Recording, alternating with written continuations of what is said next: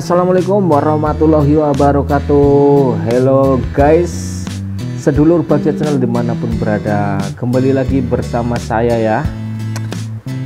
Nah, di pembahasan kali ini saya masih melanjutkan pembahasan seputar pondasi yang kemarin ya guys.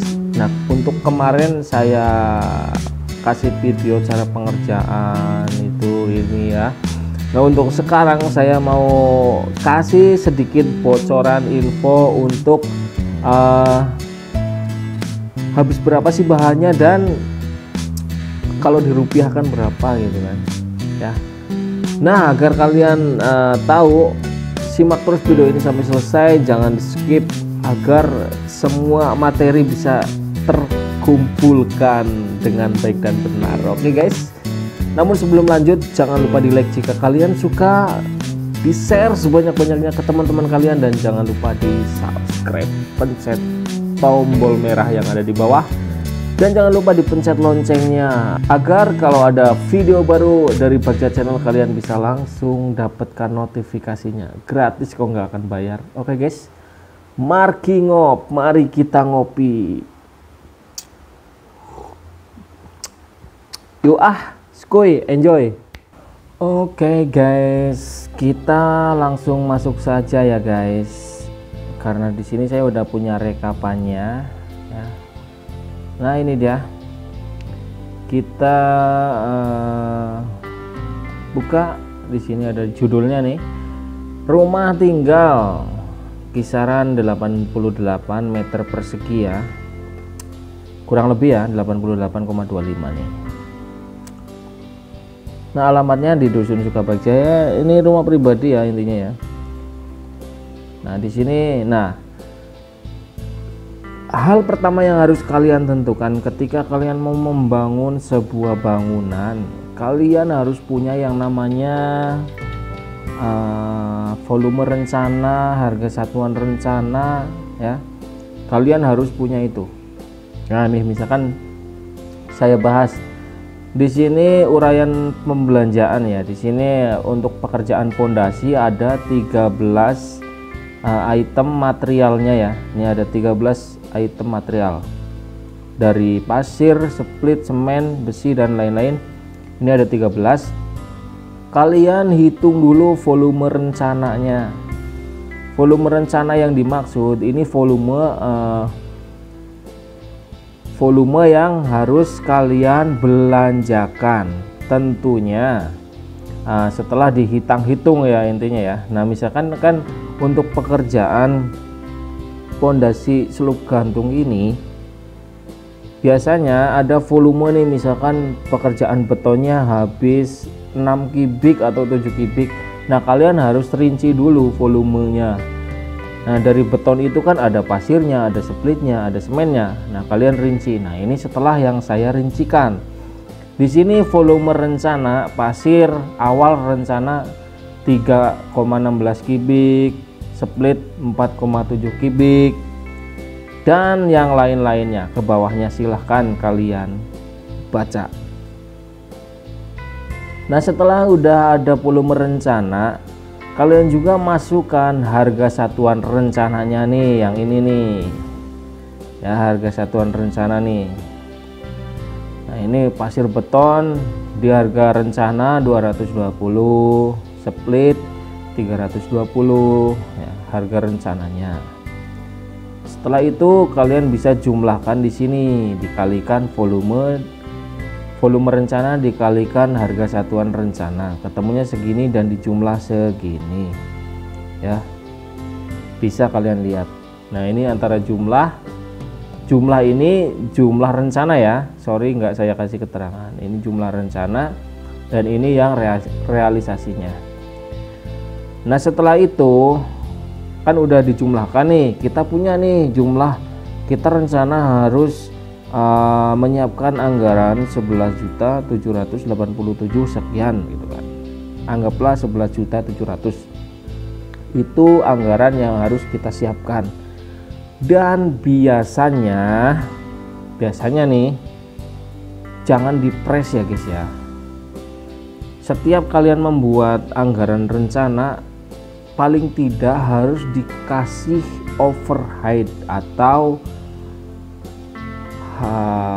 anggaran tak terduga ya. Biasanya ya kisaran 5-10% lah overhead itu ya, biaya tak terduga ya. Nah setelah itu, karena ini saya di awal ini sebenarnya udah saya kasih spare 5% sebenarnya dari anggaran ini, udah saya markup 5%. Jadi di rencananya nih udah saya lebihin 5% ya, intinya ketemunya segini. Nah kemudian setelah itu belanja lah gitulah, belanja ya intinya, belanja berat belanja. Nah ini saya belanja awalnya sesuai rencana 3 kubik dulu gitu kan untuk pasir. Splitnya awal juga enggak langsung 4 kubik, saya hanya di 3 kubik, karena untuk belanja itu biasanya saya enggak langsung disesuaikan dengan volume rencana, paling tidak dikurangi agar mengantisipasi ada kelebihan. Nggak apa-apa lah, misalkan kurang dikit tinggal berangkat ke toko langsung ada. Ini di awal juga untuk semen juga saya belanja hanya 30 sak guys, dari volume rencana 37.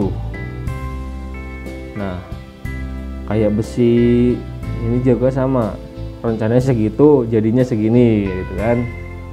Nah kemudian ini kenapa angkanya bisa jomplang seperti ini ya, saya bahas dulu dari pasir. Nah jadi seperti ini awal mulanya. Pasir yang saya pakai ini pasir Tasik.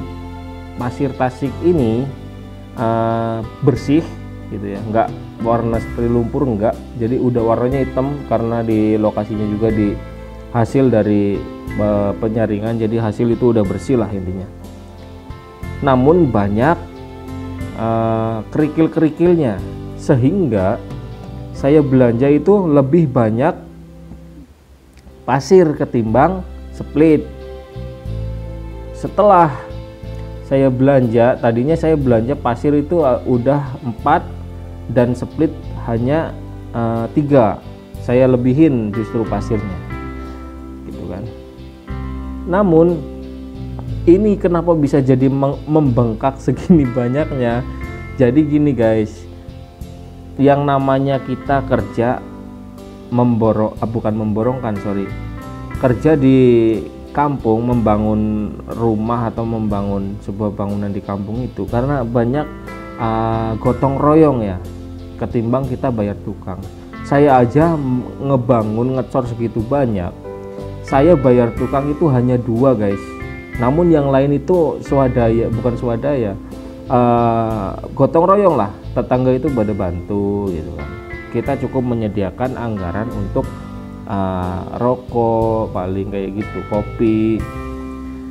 Nah di pas pelaksanaan itu banyak yang keluar dari rencana, dalam arti volumenya over. Yang tadinya misalkan pondasi tapak saya rencanakan ketebalan hanya 20 cm, ternyata di lapangan di fullkan kebanyakan jadi 2 kali lipat guys. Kenapa?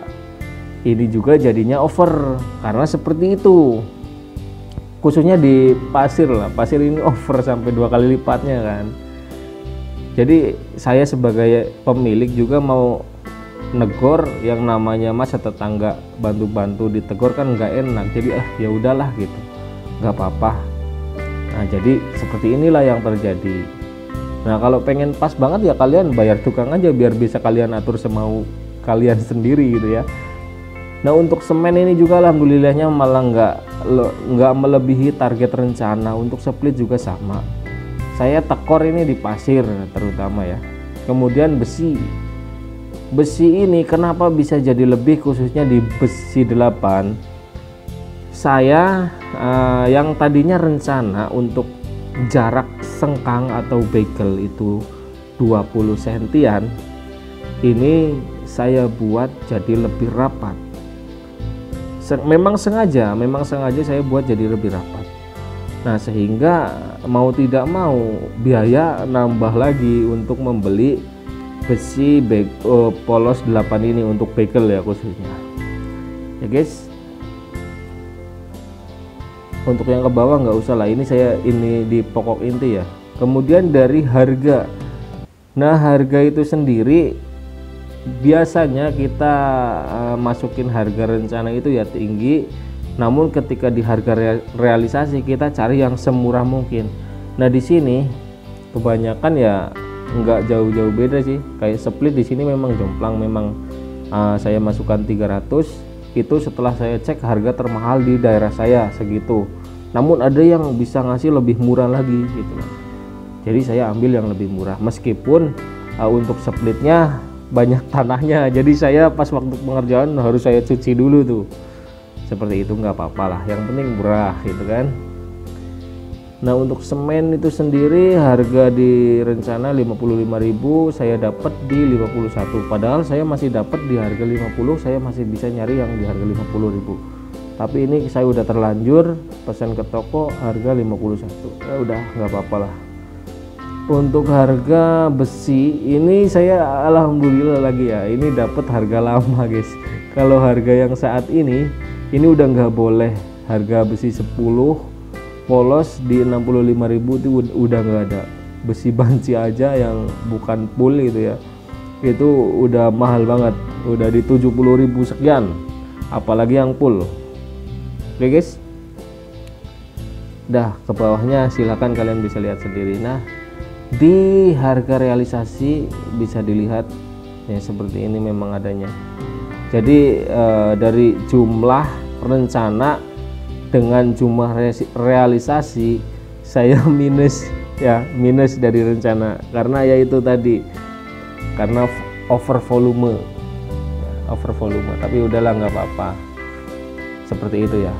Untuk ini baru harga materialnya saja. Nah kalau di kampung untuk harga tukang kemarin, karena pekerjaannya cuma beberapa hari, saya kasih upah hariannya itu 100 per hari untuk tukangnya. Dan untuk selain ongkos itu biasanya saya menyediakan rokok 1 bungkusan dan juga makan 3 kali ya, pagi, siang, dan sorenya dibawain ya nasi juga sih, 3 kali, rokok sebungkus dan 100.000 hariannya. Nah untuk yang gotong royong yang ngebantu tetangga itu cukup nyediain rokok nggak putus-putus lah intinya. Saya aja ini habis kurang lebih ada 5 slop guys. Kalau ngecor itu tenaga lah, kita juga sebagai manusia ya intinya menghargai orang yang mau bantu kita juga harus sebagai tuan rumah harus mengasihkan sesuatu yang terbaik gitu kan. Ini seperti itu ya, ini sebagai gambaran aja, bukan bermaksud saya untuk ria atau gimana ya, paling tidak saya berbagi wawasan ya. Ketika kalian mau membangun dengan ukuran nih, ukuran rumah 88 meter persegi ini, dengan ukuran segitu kurang lebih habis segini gitu kan. Buat pembanding aja, saya nggak niat kemana-mana, saya hanya ingin memberikan sedikit wawasan atau pencerahan bagi rekan-rekan di sini yang lagi mencari referensi. Oke guys, ya mungkin cukup sekian dulu pembahasan dari saya akhiri. Wassalamualaikum warahmatullahi wabarakatuh, sampai jumpa di lain kesempatan.